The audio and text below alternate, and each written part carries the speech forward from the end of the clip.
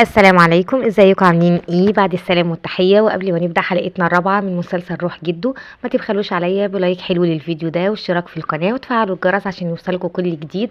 ولو ما شفتوش الحلقات اللي قبل كده هسيبها لكم في صندوق الوصف. ويلا بينا نبدأ حلقتنا الجديدة اللي بتبدأ بنهلة وهي بتكلم واحد في التليفون وبتقول له معقولة مفيش ولا تذكرة لحفلة تامر حسني؟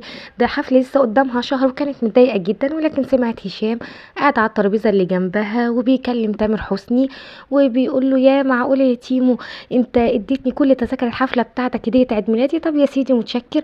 وعامل نفسه بيكلمه. هي طبعا سمعته فراحت قالت له ممكن اقول لك حاجة. فقفل معاه وقال لها ايوه عايزة ايه؟ فقالت له ممكن اخد منك تذكرة لحفلة تامر حسني واديك فيها اي سعر انت عايزه.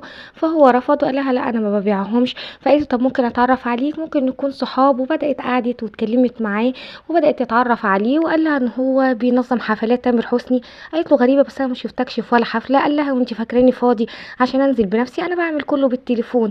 فقعدت اتكلمت معاه شوية وطلبت رقم تامر حسني بس هو ما رضيش يديهولها. وبعد كده هي كمان قالت له ان هي بتروح حفلات تامر حسني كلها، دي راحت اكتر من 400 حفلة. فاستغرب جدا وقال لها يا ده تامر نفسه ما حضرش العدد ده. طب ما جيتيش كده في ال 201 وحسيتي ان انت زهقتي؟ قالت له لا اصل انت ما تعرفش انا بحب تامر قوي، ما تعرفش انا بحبه قد ايه.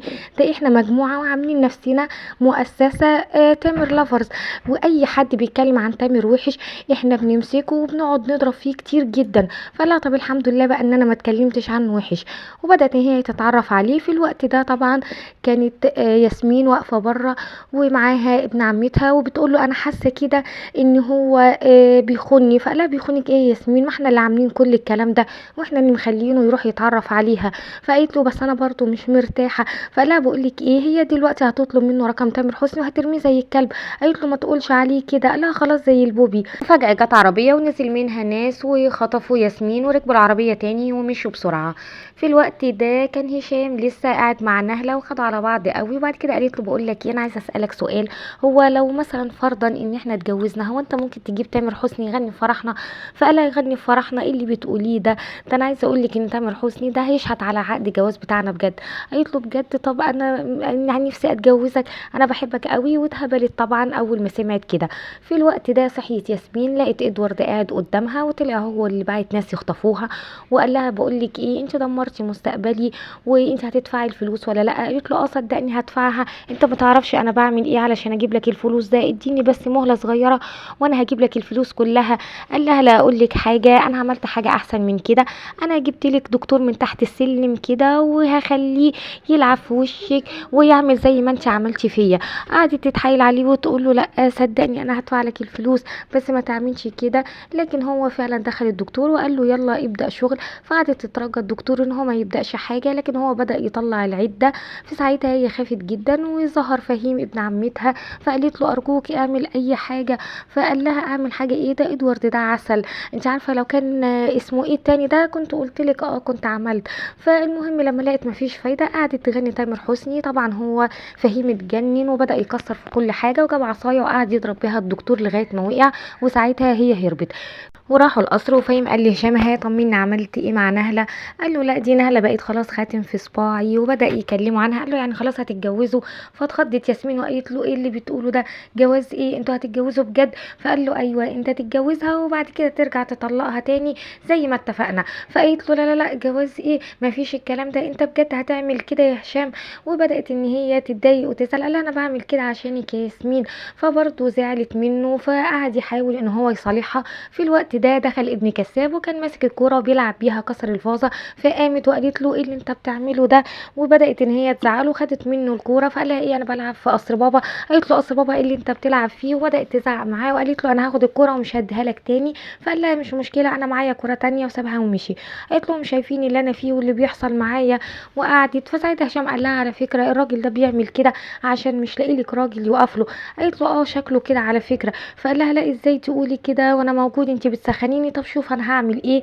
قام وطلع لكساب بره. لكن هم قاعدين جوه ياسمين كانت سامعاه وهو عمال يتضرب. وتاني يوم راح لنهله وكان واخد لوكاميه في وشه. فشافته واتخضت. قالت له ايه اللي في وشك ده؟ قال لها اصل انت ما تعرفيش ايه اللي حصل لي امبارح. ده كان في ناس طلعوا على تامر حسني وكانوا عايزين ياذوه لكن انا مسكتهم وضربتهم كلهم. فقالت له بجد معلش. وبدات ان هي تحضنه وكان صعبان عليها. شافته طبعا ياسمين وراحت له فقالت له انا عايزه اتكلم معاك بسرعه. فنهله قالت له مين دي يا هشام؟ فقال لها دي اللبيسه بتاعت تامر حسني. قالت لها ايه ده بجد؟ قالت لها اهلا وسهلا. وبعد كده قالت لهشام تعالى بسرعه عشان انا عايزاك. خدته على جنب وبدات تقول له ايه اللي انت بتعمله ده؟ انا شايفاك كنت بتحضنها. قال لها والله دي هي اللي حضنتني وخدتني على غفله. فحذرته وقالت له اوعى حاجه زي كده تتكرر تاني وانا شايفاك وعيني عليك. بعد كده بدأ هشام ونهله يقربوا من بعض اكتر وبداوا يخرجوا مع بعض كتير ويتكلموا مع بعض كتير لغايه ما قرروا ان هم هيقولوا لبعض ان هم بيحبوا بعض. وفعلا قال لها ان هو بيحبها وهي قالت له وانا كمان بحبك جدا. واتفقوا على الجواز خلاص. وقال لها بس انا ليا شروط. قالت له شروط ايه؟ قال لها خلاص انا اهم حاجه انا عايزك تمسحي كل اغاني تامر حسني اللي على تليفونك. فقالت له ايه ده كلها؟ قال لها ايوه ده شرطي. قالت له طيب بس. قال لها انا كنت عارف ان انت ما بتحبينيش وزعل منها وقام وسابها. فقالت له طب بس استنى نتكلم مع بعض. بعد كده قالت له طيب خلاص انا همسحها.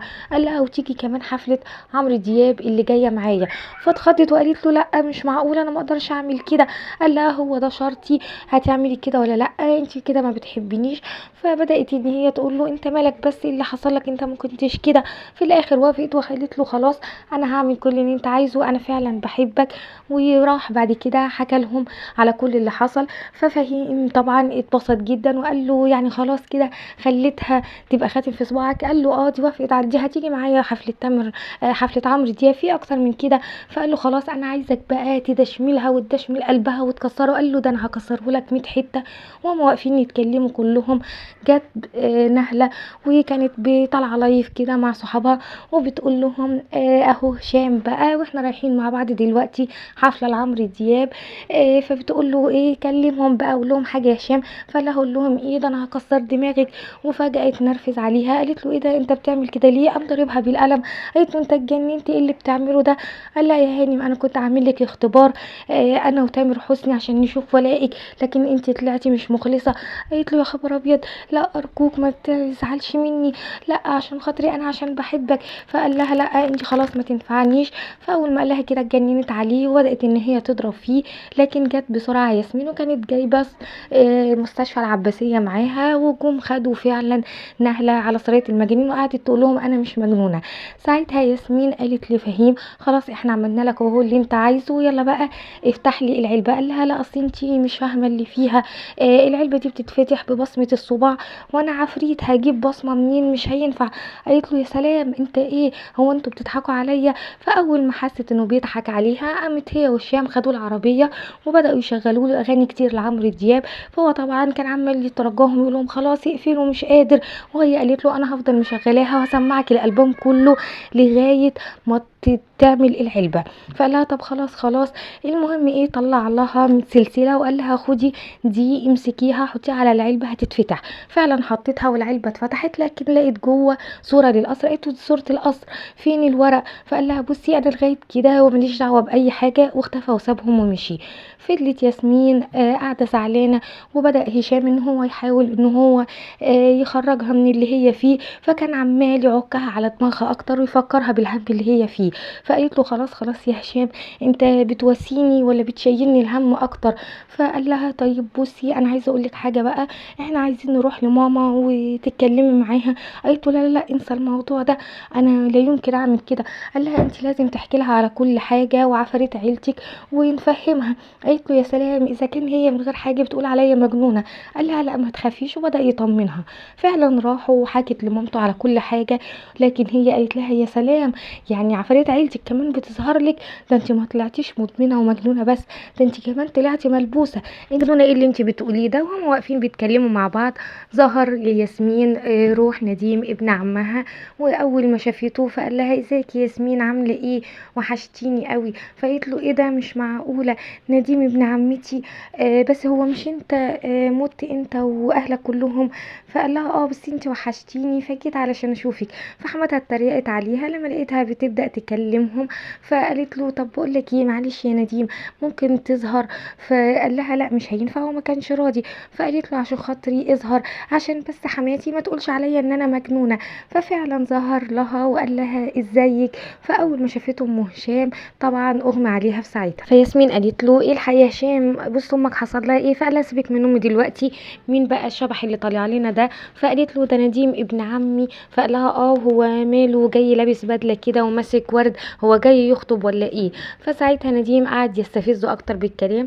فطبعا هشام غار على ياسمين وبدأ ان هو يتخانق مع نديم ويتكلم بطريقه كده كأن واحد غريب. فقعدت تقول له ايه ده ايه ده، ايه اللي انت بتعمله ده يا هشام، وانت بتتكلم كده ليه؟ وبعدين اللي بتعمله ده انت ناسي ان هو شبح؟ قال لها لا ده شبح على نفسه، انا ماليش دعوه. فالمهم قالت له ايه طب خلاص كفايه كده. فساعتها نديم قال لها بقول لك ايه، يعني اذنك بقى يا ياسمين انا هستأذن. وسابها ومشي. روحت هي كمان البيت، ولكن لقيت نديم واقف في وشها وبيبص لها جامد قوي. فاتخضت وقالت له ايه ده يا نديم، انت بتعمل ايه هنا؟ فبدأ ان هو يلعب معاها لعبه كانوا بيلعبوها زمان. وقال لها فاكره يا ياسمين اللعبه دي لما كنا بنلعبها؟ فقالت له بس الكلام ده واحنا صغيرين. فبص لها وقال لها بقول لك ايه يا ياسمين، انا طول عمري بحبك وانا عايزه اتجوزك تتجوزيني. فياسمين اتخضت اكتر وقالت له ازاي بس يا نديم، انت ميت وانا عايشه ازاي يعني؟ فقال لها فعلا عندك حق. وبدأ طلع سكينه من جيبه علشان يقتلها وتموت زيه. فقالت له ايه اللي انت بتعمله ده، انت اتجننت؟ قال لها لا انا بحبك يا ياسمين وعايزه اتجوزك. فقعدت تجري في القصر وهو يجري وراها. وكده خلصت حلقتنا. لو عجبتكم الحلقه ما تبخلوش عليا بلايك جميل واشتراك في القناه، واشوفكم على خير في حلقه جديده، والسلام عليكم.